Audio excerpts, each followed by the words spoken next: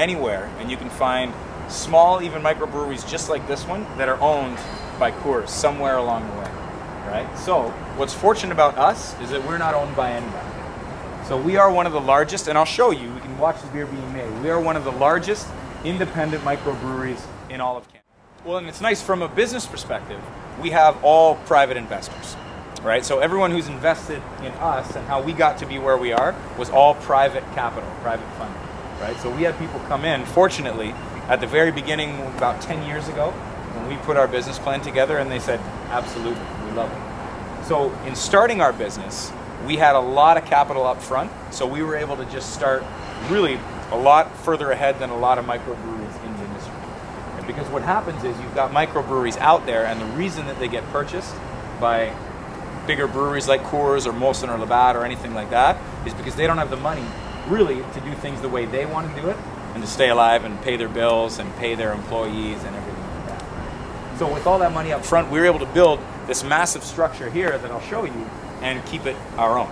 So we're thrilled about it because it's great. I mean, this year we're going to go out and we're going to sponsor the Olympics in Vancouver and things like that. So because we're independent, we get to make that decision and we get to do that, which is great.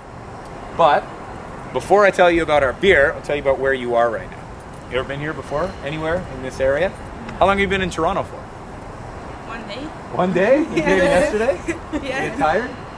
You sleepy yet or anything like that? You guys been traveling for a long time? This won't help if you're sleepy. This is going to put you.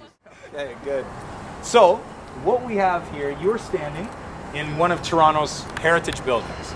So this building was built in 1929, and it was a servicing station, or like a repair station, for the railway. So Canadian Pacific Railway bought and built this building in 1929, and then used it for locomotives all the way up until 1986. So what would happen was, locomotives like that one, the big black one over there, were really what we started seeing down here in 1929. And they would come down, they'd be put on this turntable out front, and then in any one of these tracks, they'd be sent, you're standing on one of the, you got it, they'd be sent right into the bay over there. Right, so those big doors that we just came out of, these big oak wooden doors, these have been here since 1929. All the bricks have been here since 1929. Most of the things you'll see in there that aren't making beer have been here since 1929. Because when we came here, the agreement was that yes, you're allowed to put a brewery in, but we need to keep this place as heritage focused as we can. Right, so we couldn't change very much here.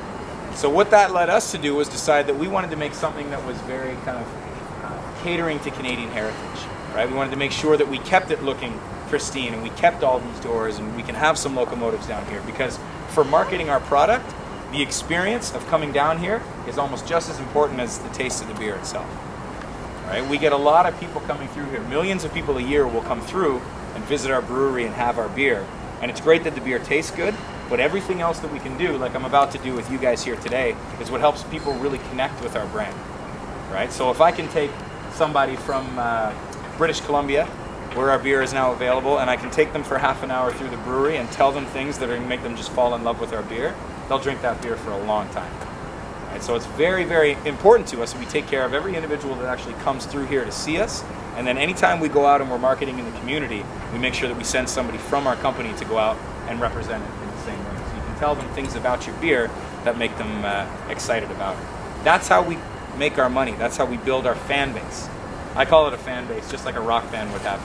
So did beers, right? You need to have a fan base, and I'm sure everybody has their beers or their liquors or their anything that you are familiar with or you always go back to, right? Beer is the exact same way, so we need to make sure we're building those fans as well. So we came here